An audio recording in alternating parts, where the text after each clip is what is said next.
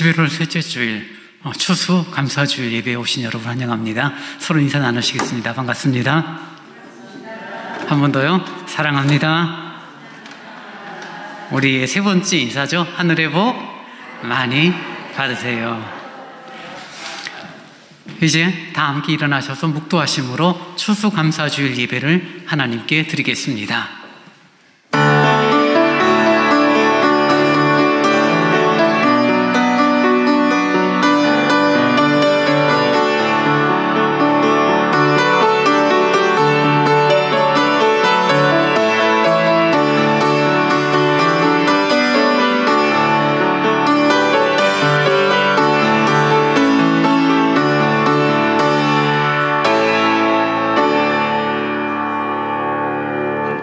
할렐루야. 우리 하나님을 찬양하는 일이 선함이요 찬송하는 일이 아름답고 마땅하도다. 참 좋으신 아버지 하나님 고맙습니다. 한 해의 삶에 대한 감사의 고백이 있는 추수 감사주일 하나님을 예배합니다. 성령님 감동하시고 우리의 마음이 하나가 되어 온전히 주를 높이는 시간으로 인도하여 주옵소서. 예수님 이름으로 기원하옵나이다. 아멘. 다 함께 찬송 29장을 찬양하시겠습니다.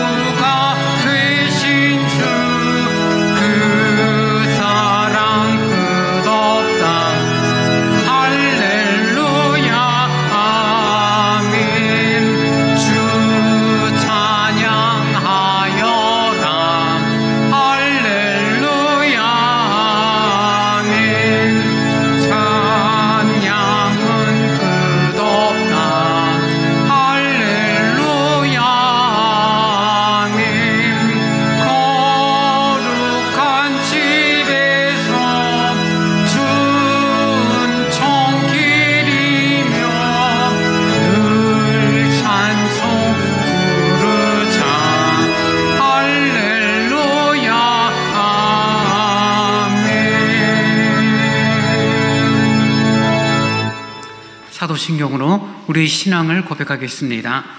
전능하사 천지를 만드신 하나님 아버지를 내가 믿사오며 그 외아들 우리 주 예수 그리스도를 믿사오니 이는 성령으로 잉태하사 동정녀 마리아에게 나시고 본디오 빌라도에게 고난을 받으사 십자가에 못 박혀 죽으시고 장사한 지 사흘 만에 죽은 자 가운데서 다시 살아나시며 하늘에 오르사 전능하신 하나님 우편에 앉아 계시다가 저리로서 산자와 죽은 자를 심판하러 오시리라.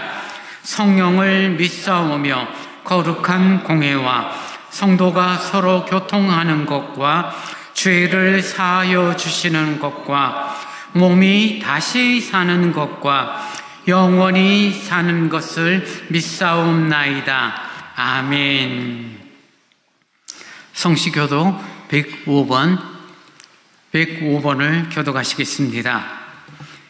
여호와께 감사하라. 그는 선하시며 여호와께 감사하고 그의 이름을 불러 아뢰며 그들이 광야 사막길에서 방황하며 거주할 성읍을 찾지 못하고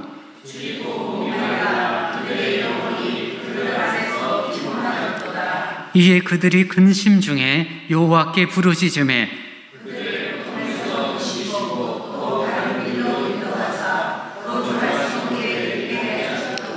여호와의 인자하심과 인생에게 행하신 기적으로 말미암아 그를 찬송할지로다.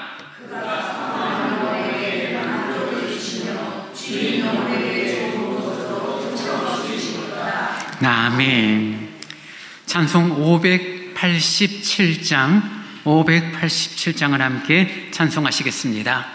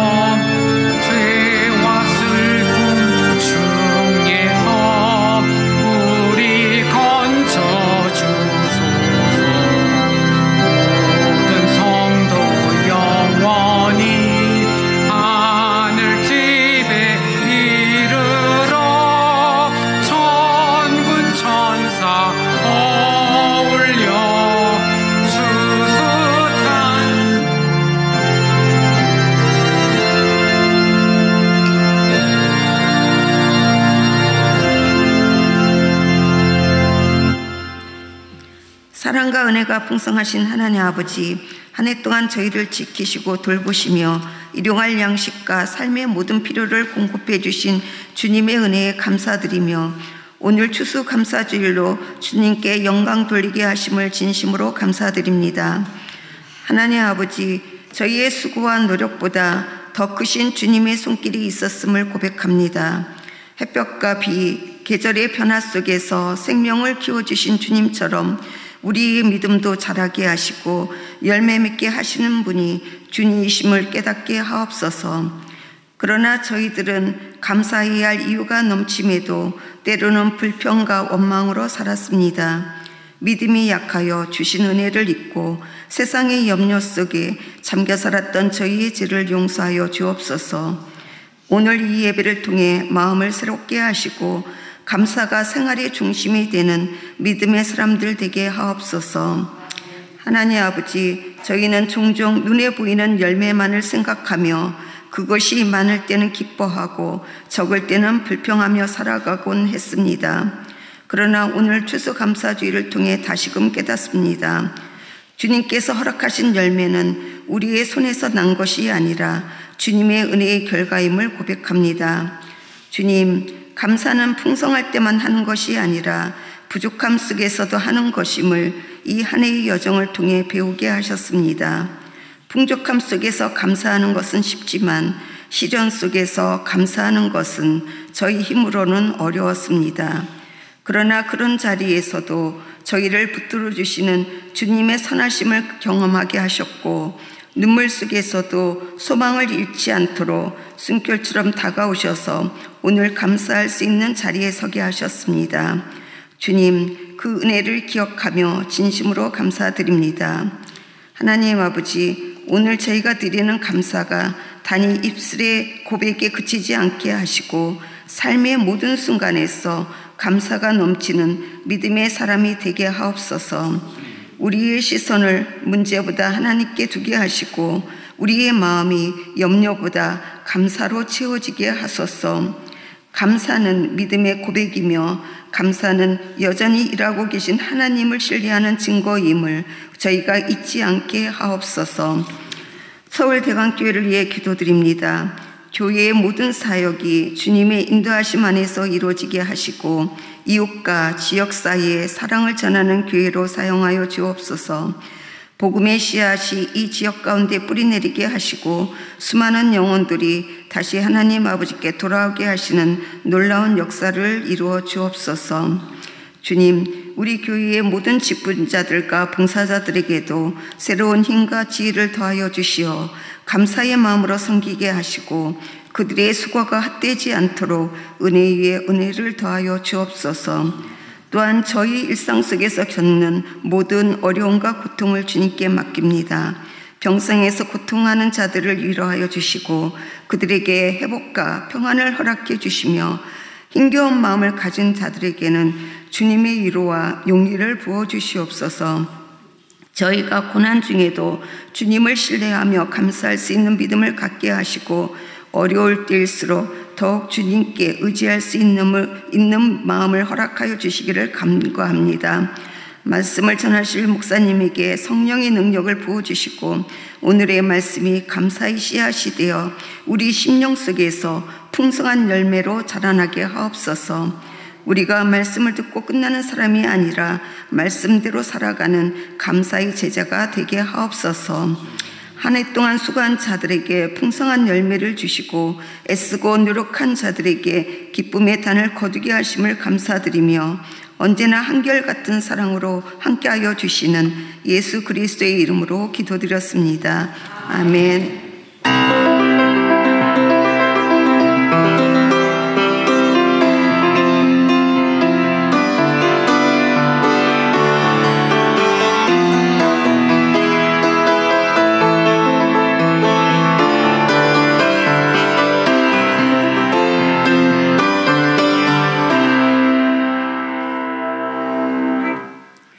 이 시간 우리에게 주시는 하나님의 말씀은 골로새서 3장 15절에서 17절의 말씀입니다.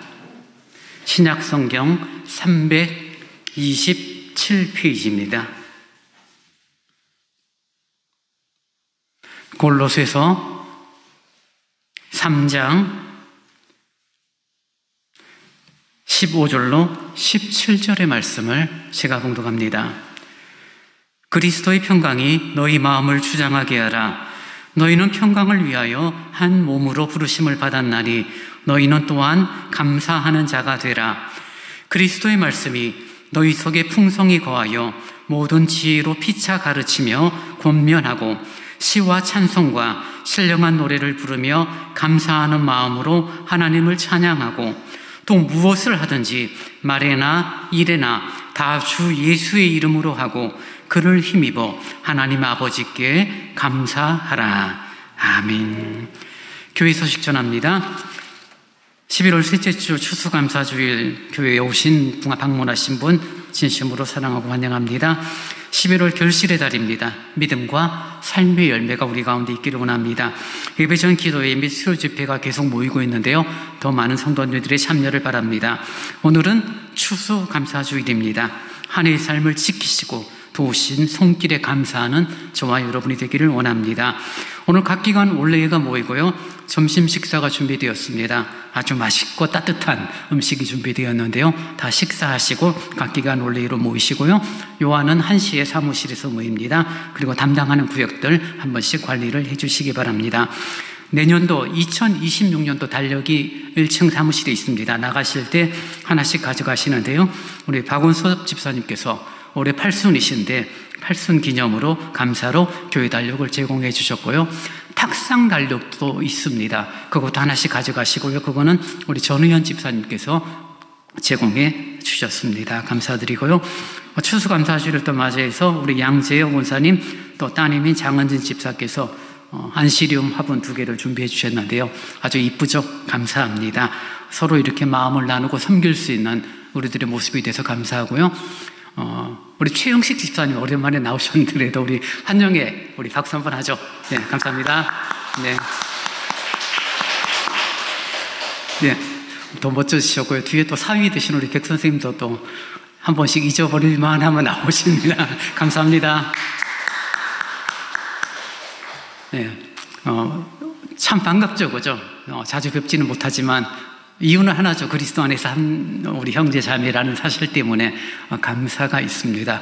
마땅히 나와야 되지만 이런저런 이유를 하지 못하는 분들이 많이 계시죠. 몇 분 계시는데 여러분 관심 가져주시고 또 기도해 주시고 또 되면은 만나시고 전화도 하시고 식사도 하시고 커피도 마시면서 함께 믿음의 길을 걷는 그런 어떤 일의 보탬이 될 수 있기를 바랍니다. 이제 정성껏 준비하신 주일헌금과 추수감사헌금을 하나님께 드리겠습니다.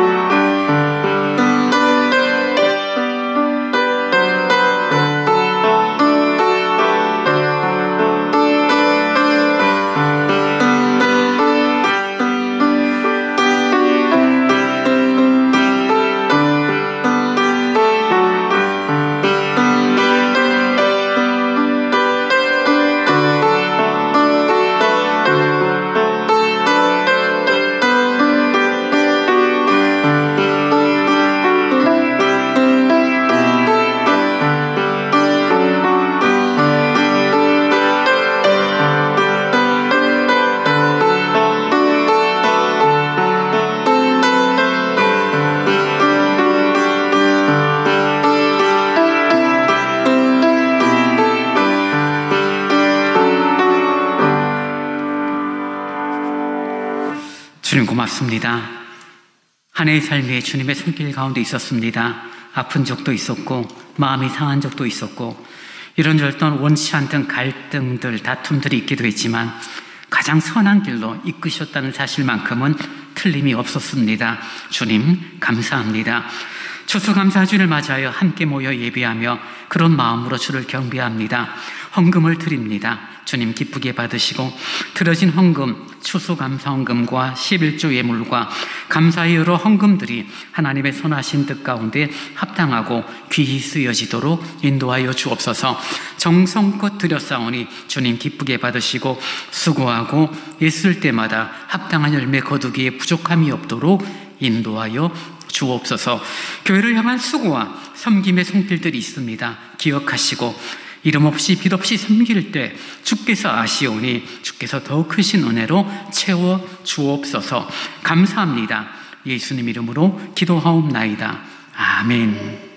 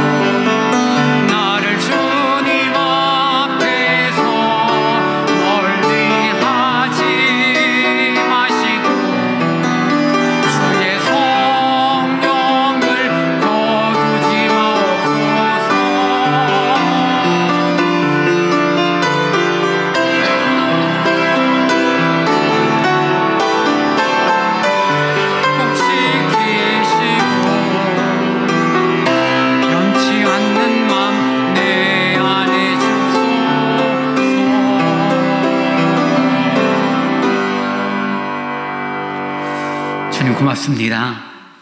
우리들의 마음에 감사의 마음, 주님과 함께 하고픈 마음, 주님의 은혜를 늘 누리기를 원하는 그런 선한 욕심, 선한 마음이 있기를 원합니다. 그래서 우리의 마음이 움츠러들고 우리의 몸이 움츠러드는 것이 아니라 더 활기차고 나누고 베푸는 복된 삶이 되어지기를 원합니다. 추수감사주일을 예비하며 하나님의 말씀을 듣습니다. 우리들이 감사의 이유를 찾게 하시고 마땅한 감사의 제목으로 하나님 앞에 나아가는 저희들이 되기를 원합니다. 부족한 점을 세우셨습니다. 주님, 말씀의 도구, 진리의 도구로만 사용하여 주옵소서. 예수님 이름으로 기도하옵나이다. 아멘.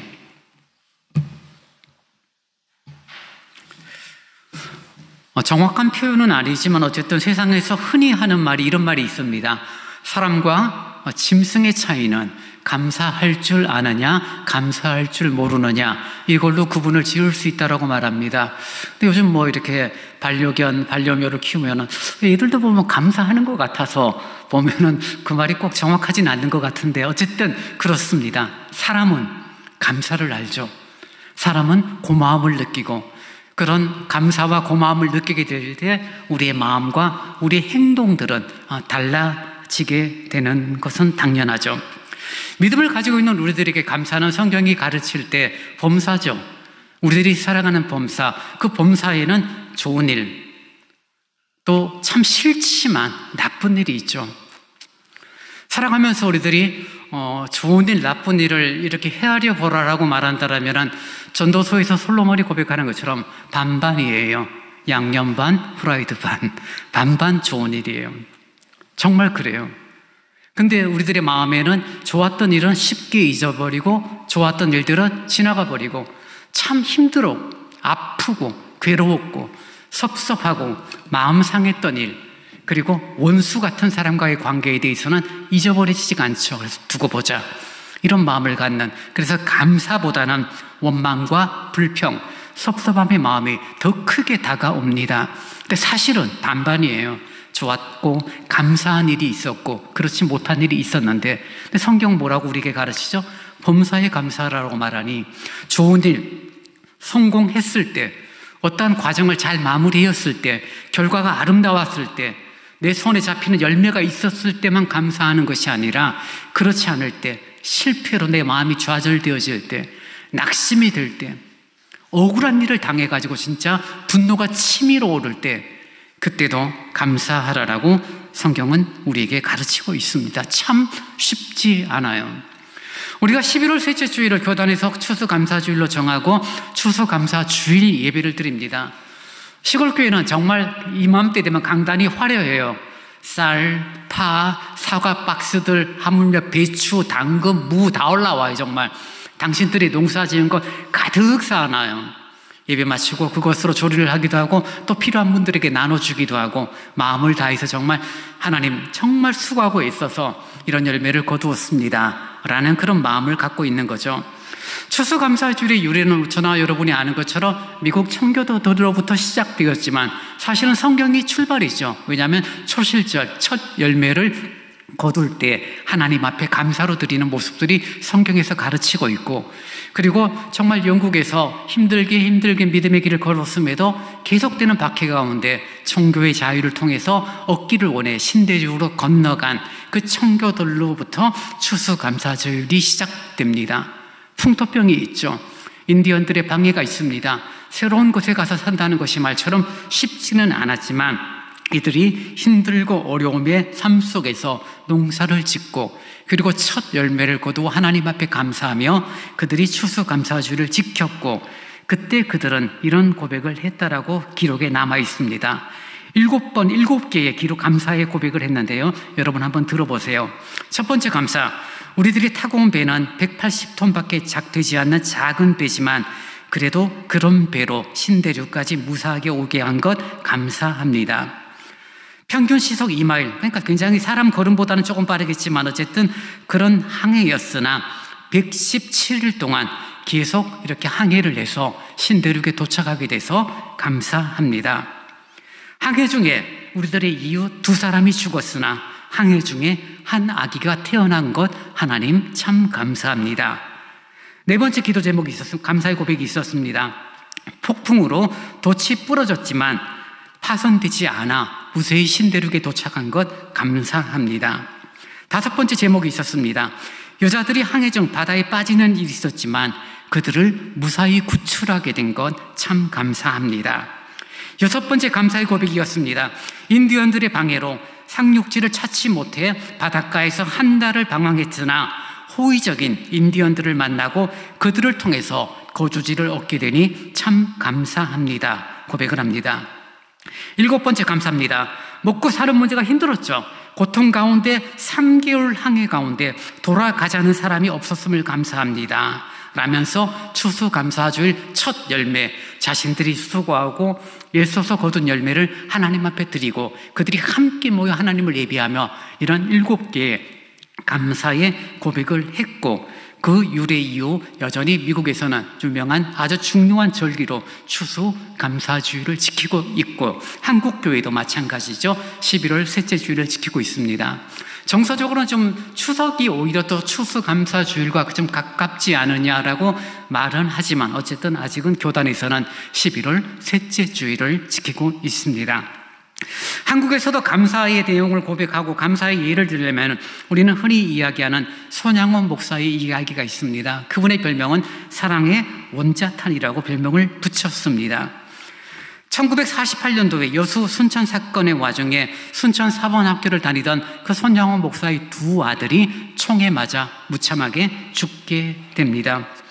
복음을 전하고 예수를 전도하다가 총에 맞아 죽게 되었기 때문에 순교라는 개념이 되어졌고, 당시 손양원 목사님은 예양원 교회에서 예배를 인도하고 있었는데 예배 중에 아들이 총 맞아 죽었다라는 소식을 접하고 그는 당황하지도 않고 모든 예배를 잘 마치고 그리고 하나님 앞에 감사의 기도를 드렸습니다. 아들의 장례를 치릅니다. 정말 잘 키웠죠. 3남 3녀 가운데 큰아들 둘째 아들이니 얼마나 마음을 다하여 키웠고, 그들이 순천 사범학교에 진학해서 그들이 선생님이 되기를 원했고, 어떤 놀다가 어떤 잘못해서 사고 당한 것도 아니라 전도하다가 총에 맞아 죽었으니 정말 얼마나 마음이 상하고 아팠겠습니까? 그때 이 손양훈 목사님이 두 아들의 죽음 앞에서 이런 고백을 합니다. 하나님, 제 두 아들을 죽인 사람, 그의 생명을 보존해 주십시오. 제가 전도하겠습니다. 그가 사람을 죽이고 지옥에 가는 것은 원치 않습니다. 하나님, 그를 사랑할 수 있는 마음을 저에게 주옵소서. 그런 고백을 했고, 두 아들의 장례식장에서 그리고 하나님 앞에 감사하는 10가지의 감사 제목을 그는 말씀하게 됩니다. 한번 이것도 들어보세요. 첫 번째 감사, 하나님, 나 같은 죄인의 혈통에서 순교의 자식들이 나오게 되니 감사합니다. 두 번째입니다. 허다한 많은 성도들 중에 어찌 이런 보배 같은 내 아들 주께서 내게 맡겨주셨는지 그 자체로 감사합니다. 세 번째요, 3남 3녀 중에서도 가장 멋진 두 아들 장자와 차자를 하나님께 바치게 되니 감사합니다. 네 번째, 한 아들의 순교도 귀하다거늘 하물며 두 아들의 순교이니 하나님 감사합니다 라고 고백을 합니다. 다섯 번째 고백을 합니다. 예수 그리스도를 믿다가 누워 죽는 것도 큰 복이라 하거늘 하물며 전도하다가 총살 순교 당하니 하나님 감사합니다 라고 고백을 합니다. 장례식장에서 여섯 번째 고백을 합니다. 미국 유학 가려고 준비하던 내 아들, 미국보다 더 좋은 천국에 갔으니 내 마음에 감사합니다. 하나님을 향한 고백을 합니다. 일곱 번째 감사의 고백을 합니다. 나의 사랑하는 두 아들을 충실한 원수를 회개시켜 내 아들로 삼게 되니 감사합니다. 자신의 두 아들을 죽였던 안재선을 양자로 받아들이고 이름을 손재선으로 바꾸어 자신의 양자로 삼았던 모습이 있었기 때문입니다. 여덟 번째 고백합니다. 내 아들의 순교로 말미암아 무수한 천국의 아들들이 생기게 될 것이니 감사합니다. 아홉 번째 감사로 고백합니다. 이 같은 역경 속에서도 8가지 이상 진리의 하나님의 사랑을 찾는 기쁜 마음, 여유 있는 믿음을 주신 우리 주 예수 그리스도께 감사합니다. 그리고 마지막 10번째 이렇게 고백합니다. 이렇듯 과분하게 축복 누리게 된 것 감사합니다. 장례 예배는 눈물바다가 되었죠. 두 아들을 아는 사람들, 많은 지인들, 함께했던 성도들이 정말 눈물바다를 이루고 있음에도 불구하고 손영원 목사님은 슬퍼하기보다는 하나님 앞에 이런 감사의 고백을 부르며 찬양을 부르죠. 영광일세, 영광일세, 내가 누릴 영광일세, 이런 찬양으로 감사의 예배를 드리고, 그리고 감사 헌금으로 당시 돈 10,000원을 하나님 앞에 올려드리게 됩니다. 10,000원? 어떻게 생각을 할 수 있을까요? 당시 손영원 목사님의 한 달 사례비가 한 달에 80원을 받았습니다. 근데 그때 장례 예배 때 아들의 죽음을 앞에 두고 그는 10,000원의 헌금을 하나님 앞에 드렸고, 아마 그 당시에 한 달 사례가 80원이었는데 10,000원을 헌금했던 손영원 목사는 아마 자신의 전 재산을 하나님께 바친 것이 아닐까 우리는 추정할 수 있습니다. 참 안타깝죠. 미국의 추수감사주일은 결국 힘들었지만 역경을 극복했고 첫 열매를 거두고 우리의 삶의 터전을 허락하신 하나님 앞에 감사의 고백이었다면 손영원 목사의 고백은 부정이죠.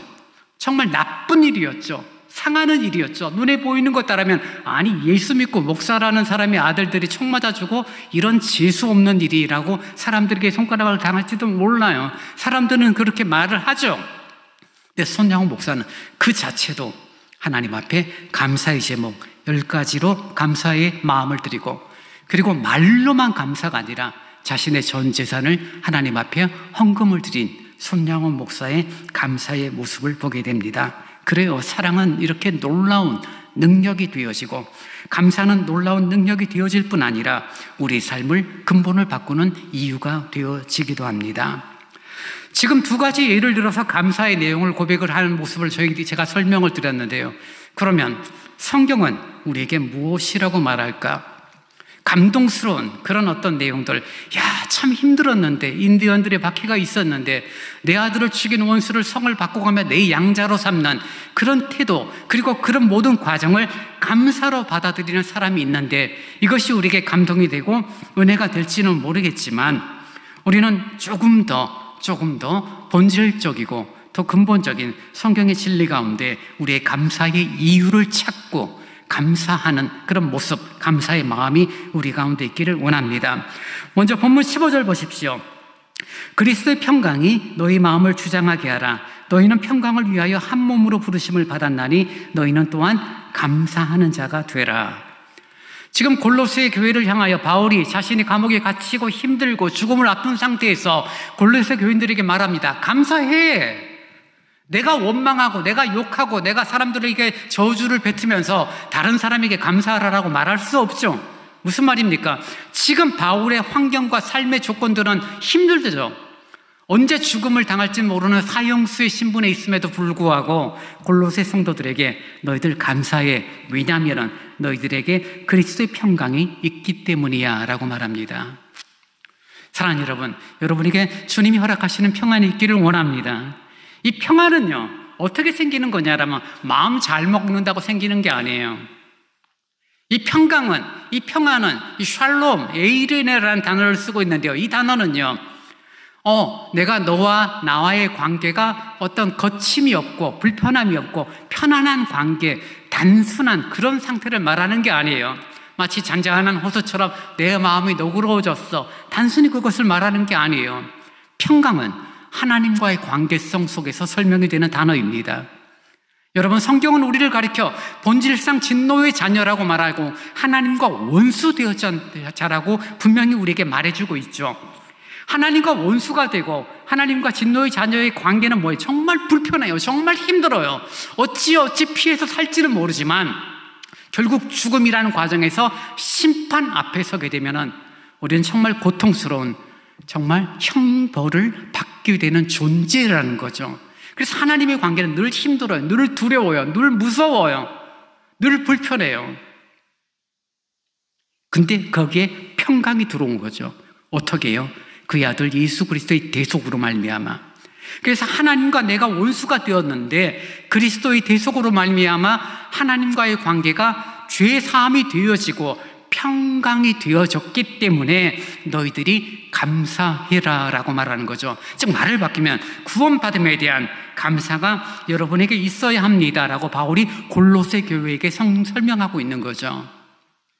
교회 생활이 익숙하다 보면 문제가 되는 것 중에 하나가 뭐냐면요, 구원받음에 대한 감사를 잊어버려요. 구원받음, 하나님이 나와 함께 하시고 나를 사랑하시고 나를 정말 죄 가운데 살았던 나에게 용서를 베풀어 주시고 하나님의 자녀가 되게 하셨다는 것 자체가 너무나 당연하고 익숙하고 식상하니까 그건 중요하지 않아요. 뭘 기대하죠? 이제는 성공을 기대하죠. 건강을 기대하죠. 내 자식들이 좀 잘 됐으면 좋겠다는 생각을 가지고 있죠. 남들은 200만 원, 300만 원밖에 못 벌지만 나는 500만 원, 600만 원을 벌고 싶죠. 남들은 사고를 당하고 어려움을 겪지만 나는 기가 막히게 그 사고를 탁탁 피해가는 그런 인도하심을 기대하는 그런 마음들이 구원받음보다 더 중요해서 교회 내에서는 10원보다 못한 구원이라는 그런 정말 참 원치 않는 그런 표현들을 교회에서 사용하기도 합니다. 영생이 주어지고 하나님의 심판의 보좌 앞에 설 때 하나님을 아버지라고 부를 수 있고 하나님과의 아름다운 관계를 다시금 회복시켜준 그것이 가장 큰 감사의 이유가 되어져야 하는데 참 안타깝게도 익숙함이 신앙생활의 긴 시간 가운데 이제는 우리들이 구원보다는 구원 이후의 삶에서 주어지는 다양한 것들이 내 속에서 얼마만큼 누려지느냐, 누려질 때는 감사고 누려지지 않으면 원망하는 그런 모습들이 있는 우리들의 안타까움입니다. 또한 많은 분들이 오해하고 있는 것 중에 하나가 뭐냐면 내가 하나님과의 관계를 아름답게 맺어가고 하나님과의 평강을 이루었으니 사람들의 관계는 중요하지 않다라고 생각하는 신앙인들이 의외로 많아요. 섬김과 수고와 봉사를 어느 날 멈추게 되고 그런 이유와 내용을 듣게 될 때 이제는 더 이상 내가 안 합니다. 그저 하나님과 나만 좋은 관계 맺어가면 됩니다 라고 말을 하지만요, 그렇지 않죠. 왜냐하면 본문도 이렇게 표현하죠. 15절 후반절에 보면은 너희는 평강을 위하여 한 몸으로 부르심을 받았나니, 한 몸으로 부르심을 받았다라고 말해요. 나와 하나님과의 관계가 중요한 만큼 한 몸을 이루는 성도들과의 관계가 중요하다는 거예요. 그러니까 내가 중요한 만큼 내 옆에 앉아있는 분이 중요해요.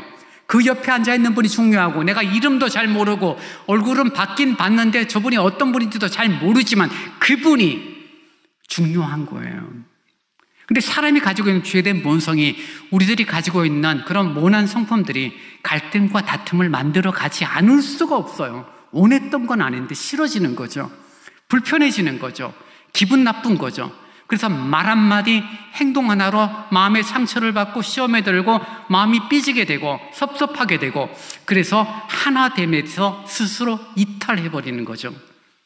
교회를 떠난다거나 다른 교회로 간다거나 교회는 오지만 예배만 참석하고 간다든가 사람들과 따뜻한 인사를 나누기보다는 예배만 마치면 쌩 하고 가버리는 그런 모습들이 있는 이유가 바로 거기에 있는데 그러면서도 합리화하죠. 나는 하나님의 백성이야. 나는 하나님을 잘 믿으니 천국 가니 괜찮아라고 말하지만 그건 정말 잘못된 생각입니다. 정말 그리스도인은 하나님과의 아름다운 관계를 맺는 만큼 함께하는 성도들 사이에서도 좋은 관계를 맺어가고 평강을 함께 만들어가는 그런 모습에 대한 수고와 애씀이 있는 것입니다.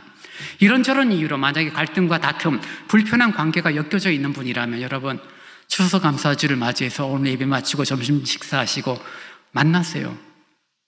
혹은 전화하세요. 내가 미안해. 내가 잘못한 것 같아. 그런 뜻은 아니었는데 오해가 있었던 것 같아. 뭐 다양한 어떤 풀어가는 방법들은 사람마다 기준마다 다르니까 다양하겠죠. 그래서 우리들의 관계가 그리스도의 평강을 함께 이루어가는 모습이 되어지기를 원해요.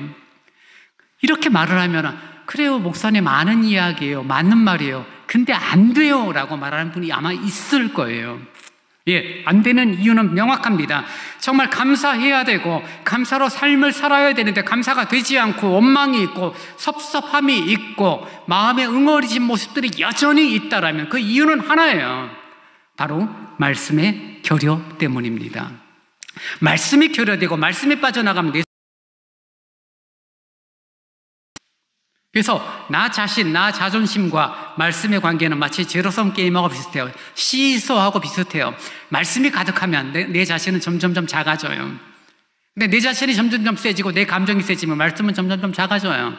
그러니 내 자신이 기준이 돼서 판단하고 내 자신이 기준이 돼서 생각하고 결정해버리는 행동과 말들은 정말 이기적일 수밖에 없고, 본인은 아니라고 말할지는 모르지만 그리스도의 평강을 깨트리고 교회의 교회됨을 흔들어 놓는 결과가 되어지는 거죠. 반대로 말씀이 충만하게 되어지고 말씀의 역사가 있게 되면 무엇입니까? 그 안에는 감사가 있죠. 노래가 있습니다. 하나님을 향한 노래가, 아름다운 노래가 이루어집니다. 하나님을 찬양하게 되죠. 16절이 바로 그런 내용을 말하고 있죠. 여러분 16절 보십시오. 그리스도의 말씀이 너희 속에 풍성히 거하여 모든 지혜로 피차 가르치며 권면하고 시와 찬송과 신령한 노래를 부르며 감사하는 마음으로 하나님을 찬양하고. 감사하는 사람, 말씀이 가득 차고 말씀이 풍요롭고 말씀의 부흥과 말씀의 은혜를 누리는 사람은 감사가 있고, 감사하는 사람이 하는 행동이 뭐라고요? 찬양이라고 말하고 있는 거죠. 사랑하는 여러분, 흥얼흥얼거리는 여러분의 노래가 세상 유행가입니까? 하나님을 찬송하는 찬송가일까요? 뭐 어떤 쪽이든 상관없습니다. 노래를 부른다는 것은 유쾌하다는 이야기고, 노래를 흥얼거릴 수 있다는 것은 마음에 여유가 있다는 거니까요. 근데 여러분, 이왕 부르는 노래, 내 나이가 어때서 이런 노래 부르지 마시고요. 정말 하나님을 찬송하고 지금까지 지내온 것 주의 크신 은혜라. 맞아, 하나님 은혜야. 이런 찬송을 흥얼거리면서 믿음의 길 한 걸음 한 걸음 걸어갔으면 좋겠어요. 여러분, 찬양한다는 것은요, 악보를 잘 본다는 의미가 아니에요. 찬양한다는 것은요, 발성을 잘한다는 이야기가 아니에요. 찬양한다는 것은 큰 소리로 잘 부를 수 있다는 게 아니에요. 그럼 벙어리들, 농아인들은 찬양을 어떻게 해요? 말을 못하는데요, 소리를 내지 못하는데요, 자기 소리를 자기가 듣지 못하니까 이상한 소리를 내는데요. 그러니 외적으로 보이는 실력을 말하는 게 아니에요. 여러분, 노래 못하는 분 있어요. 이른바 정말 스스로 정말 이 박치, 음치가 있어요. 이상하게 노래들을 부르는 분이 있고 이상하게 찬송을 부르는 분이 있죠, 분명히. 근데 성경이 말하는 신령한 노래는 성악가들처럼 아름답고 화려하고 멋지게 부르는 것을 말하는 게 아니라 마음을 다하고 정말 말씀이 가득 차야 내 심령 가운데 주를 향한 노래, 주님을 향한 고백이 있는 그런 노래가 바로 찬양이고 주님이 기뻐 받으시는 노래입니다. 아, 목사님 저 노래를 못해서 어떡하죠? 걱정하지 마세요. 못하는 대로 노래하시면 돼요. 저는 악보 볼 줄 모르는데요, 모르면 어때요? 듣는 귀가 있는데요. 그래서 정말 마음을 다해 찬송할 수 있기를 원합니다. 가끔 안타까울 때 이렇게 예배 회중 찬송을 부를 때 보면요, 예시당초 찬송 안 하는 분이 계세요. 입 가만. 왜 찬송을 안 하실까? 한번 물어보고 싶은데 또 신뢰가 될까봐 물어보지는 않는데요. 왜 그렇게 입을 다물고 계세요? 찬송 시간에? 왜 그렇게 입을 요만큼만 움직이세요? 옆 사람이 내 노래를 듣고 저분 왜 이래 찬송을 이상하게 부를까? 그런 좀 불편함이 있을까요? 어쨌든 어떤 이유가 있는지 알 수는 없지만 성경이 우리에게 말하는 건 그리스도의 말씀이 너희 속에 풍성히 거하면, 그리스도 예수의 말씀이, 하나님의 살아있는 말씀이, 능력의 말씀이 우리 가운데 거하면 우리의 찬송은 더 아름답게 주 앞에 들어지는 줄 믿습니다. 마음을 다하여 찬송하는 여러분이 되기를 원해요. 잘하고 못하는 건 중요하지 않아요. 못하면 어때요? 틀리면 어때요? 틀린다고 누가 뭐라 할 사람 아무도 없습니다. 그래서 온전히 마음을 당한 하나님을 향한 찬송으로 감사를 고백하고 감사를 드러내는 그런 모습들이 저와 여러분에게 있기를 원합니다. 그러면서 계속 말하죠. 17절 말씀을 보시기 바랍니다. 또 무엇을 하든지 말이나 일이나 주 예수의 이름으로 하고, 무슨 일을 하든 어떤 행동, 어떤 말을 하더라도 주 예수의 이름으로 하라라고 우리에게 말해주고 있습니다. 여러분, 혹시 이런 질문 던지면 좀 난처해지실지 모르는데, 욕 나는 가끔씩은 해. 아니야, 난 욕해본 적 한 번도 없어. 나는 지금까지 살면서 쌍시옷이 들어간 욕을 해본 적이 한 번도 없어. 한번 손 들어보세요. 제가 오늘 커피 사드립니다. 속으로든 겉으로든 아마 한 번씩 욕을 했죠. 여러분, 욕은 누구에게 하는 거죠? 욕 누구에게 해요? 욕 먹을 만한 행동한 사람에게 한 거예요. 운전하다가 누가 확 끼어들면 XXX 욕하잖아요. 왜요? 그 사람이 갑자기 끼어들었으니까, 사고 날 뻔했으니까. 여러분의 뒤통수를 치거나 여러분에게 사기치거나 여러분의 자녀들을 힘들게 하는 사람이 있으면 여러분 욕하잖아요. 누구에게요? 상대방에게요. 근데 참 신기한 게요, 상대방에게 한 욕이 누구에게 들려요? 했던 욕이 누구에게 들려요? 얘 나에게 들리는 거예요. 상대방을 욕하고 상대방을 모욕하는 욕을 했죠. 욕할 만한 상황이 돼요. 나쁜 짓을 했거나 이런저런 욕먹을 짓을 했는 상대방이니까 욕을 한 거예요. 근데 욕이 누구에게 들려요? 나에게 들리는 거예요. 근데 참 신기한 게요, 언어, 말은요, 성경의 표현대로 말은 능력이 있습니다. 욕을 달고 사는 사람, 상대방에게 욕을 하는 거예요. 자신에게 욕하는 게 아니에요. 상대방에게 욕을 했는데 그 욕이 돌고 돌아서 내게 들어와요. 내 귀에 들리고 내 귀에 들린 욕이 내 뇌 속에서 내 호르몬들을 작용시켜요. 그래서 여러분, 말을 이쁘게 하는 사람과 욕하는 사람의 삶의 태도는 시간이 지나면 지날수록 달라집니다. 뇌과학자들이 이야기하는 내용이 무엇입니까? 욕하고 원망하고 불평하고 다른 사람을 비난하고 저주가 가득한 삶을 살면서 자기가 지금 살아가는 삶이 잘 풀리지 않는 것에 대하여 의아해하는 사람이 있는데요, 그건 당연한 결과라고 말합니다. 왜요? 욕하고 부정적인 생각을 하고 부정적인 말을 하고 욕을 하니 그 욕이 내 귀에 들리고 내 뇌에 그것이 정보가 입력이 되어지고 그 욕된 부정적인 삶 속에서 삶을 살아가니 결정과 판단과 행동들이 선한 열매를 걷기가 힘든 거예요. 그래서 누구보다도 성실한데, 누구보다도 열심히 사는데 욕하면서 사는 사람은요, 삶이 참 힘들고 어렵습니다. 성경에서는 그 부분에 대해서 명확하게 말하고 있지 않으니까 여러분 그냥 주위에서 그냥 그런 게 있구나 정도만 들어보세요. 사랑의 말을 하고 하나님이 기뻐하시는 말들을 하는 사람은 삶의 태도와, 그렇지 않은 사람들, 늘 원망이고 늘 불평이고 어떤 내용을 이야기해도 늘 부정적인 반응이 먼저 나오는 분들의 삶을 한번 헤아려 보세요. 여러분 주위에 혹은 내가 그러고 있는지 한번 돌아보세요. 그리고 60년, 70년, 80년을 살았는데 야, 삶이 왜 이렇게 공고하지? 왜 이렇게 어렵지? 왜 이렇게 마음이 상하지? 그 이유는 환경도 아니고 사회 탓도 아니고 교회 탓도 아니고 교회에서 나하고 힘든 관계를 맺은 그 사람 탓도 아니라 바로 자신의 언어 생활 때문에 있다는 것을 여러분 좀 볼 수 있어야 합니다. 부정적인 말이 반복되면 부정적인 생활로 이어질 수밖에 없고, 다른 사람 저주하고 욕하고 원망하는 말로 가득 찬다라면 그것은 결국 자신을 힘들게 할 뿐 아니라 성경대로 말한다라면 그것은 그리스도인으로 사는 사람이 아니에요. 정말 예수 믿는 사람이라면 욕은 줄어들게 되어 있습니다. 욕을 안 할 수는 없어요. 죄된 본성이 우리 가운데 여전히 왕노릇하고 있기 때문에 순간순간 분노가 치밀어 오르고 억울한 일을 당하고 갑작스러운 사고 상황이면 입에서 욕이 나올 수 있겠죠. 근데 그때마다 우리는 어떻게 고백을 해야 돼요? 아, 하나님, 또 내가 실수했습니다. 또 이런 나쁜 말을 썼네요. 주님 용서하시고 사랑의 말을 하게 하시고 선한 말을 할 수 있도록 하나님, 나의 삶을 다스려 달라고 고백할 때 우리는 감사의 고백, 하나님을 향한 온전한 감사의 고백으로 삶을 만들어 갈 수 있을 것입니다. 17절 후반절이 그래서 이렇게 말하죠. 다 주 예수의 이름으로 하고 그를 힘입어 하나님 아버지께 어떻게 하라고요?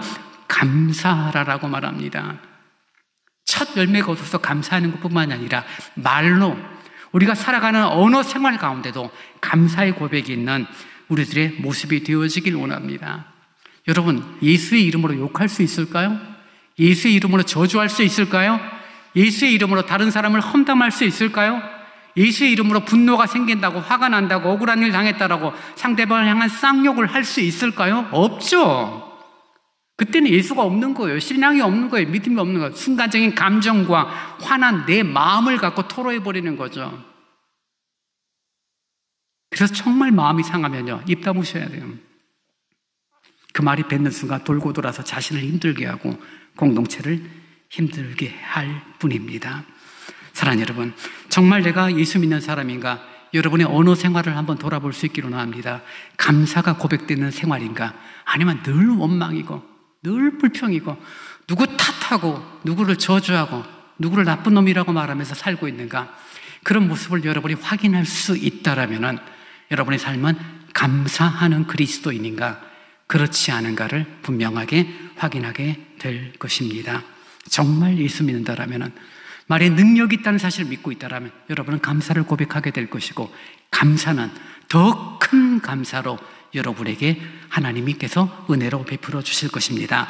오늘 1년에 한 번 돌아오는 추수감사주를 맞이하여 우리가 농사를 짓지는 않지만 한 해의 삶에 대한 감사를 고백하지만, 특별히 이날도 하나님 앞에 감사하며 힘들고 여러 가지 어려운 일들이 있었지만 그럼에도 나를 지키시고 나를 붙드신 하나님의 손길에 감사하는 참된 그리스도인으로 하나님 앞에 사는 삶이 되고, 그리고 주께서 주신 은혜가 있어. 어떤 사람은 풍성하게 누렸고 어떤 사람은 정말 요만큼밖에 누리지 못했을지 모르지만 주께서 주신 은혜를 감사히 여기고 함께 나누고 베풀음을 통하여서 정말 주께서 우리를 이 땅의 빛으로 소금으로 살게 하신 하나님의 뜻, 하나님의 역사를 아름답게 살아가는 그런 모습들이 되어지기를 원합니다. 말씀을 정리합니다. 사랑하는 여러분, 감사하는 여러분이 되기를 원합니다. 감사할 만한 조건이니까 감사하는 건 다 해요. 세상도 감사하다라고 말해요. 근데 우리 그리스도인데 그런 조건이 아니에요. 힘들어요. 마음이 상해요. 속상해요. 섭섭해요. 어떻게 그럴 수가 있느냐, 그 말이 절로 나와요. 그럼에도 하나님을 향한 감사의 고백으로 우리들이 말씀의 충만함 가운데 하나님을 향한 감사와 마음을 다한 아름다운 찬양과 믿음의 삶이 이루어지는 보이는 결과, 하나님 앞에 감사로 이 땅에서 참된 햇빛처럼 살아가는 그런 귀한 은혜가 있기를 간절히 바랍니다. 이제 다 함께 일어나 찬송 428장을 찬양하시겠습니다.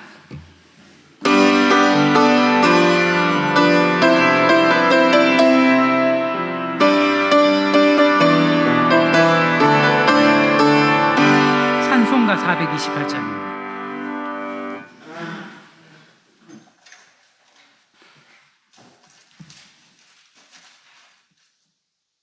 찬송 내용원의 햇볕 비치니 428장 찬송입니다.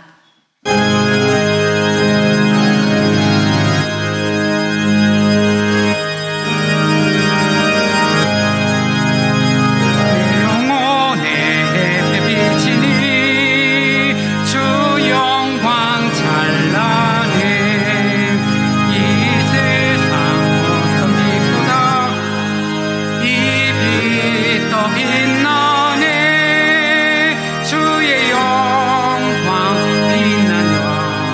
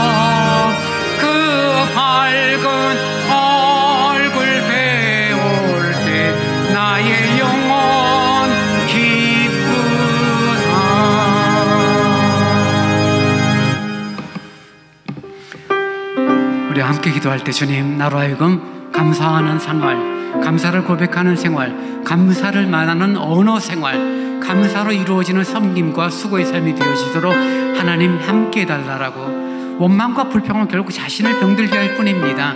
남을 저주하는 것은 결국 자신이 저주받는 거예요. 여러분, 감사로 이 땅을 살아가는 삶이 되도록 인도해달라고. 좋은 일에 감사 당연하겠지만 좋지 않은 일도 감사를 고백하는 성숙한 그리스도인으로 살아가도록 하나님 함께해 주시옵소서.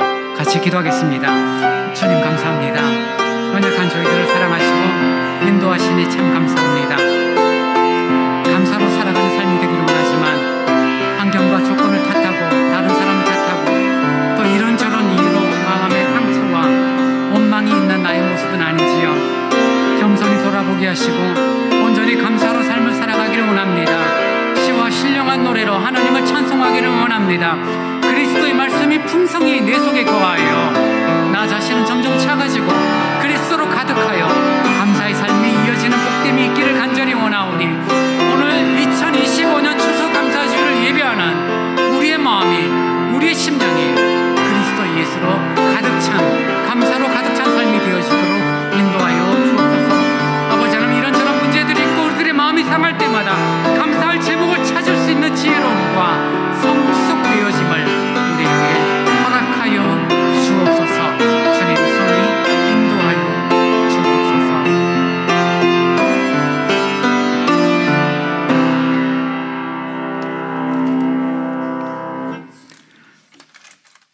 지금은 우리 주 예수 그리스도의 은혜와 우리 아버지 하나님의 무한하신 사랑하심과 성령님이 함께 하시며 위로하시며 서로 교직케 하심이 하나님 앞에 감사하는 자가 되어져 삶에 활기차고 긍정적이며 복음을 위한 그리고 교회를 향한 수고와 섬김이 늘 아름답기를 원하는 오늘 2025년 추수감사주일을 예비하는 모든 성도들 위해 이제로부터 영원토록 함께 있을지어다. 아멘.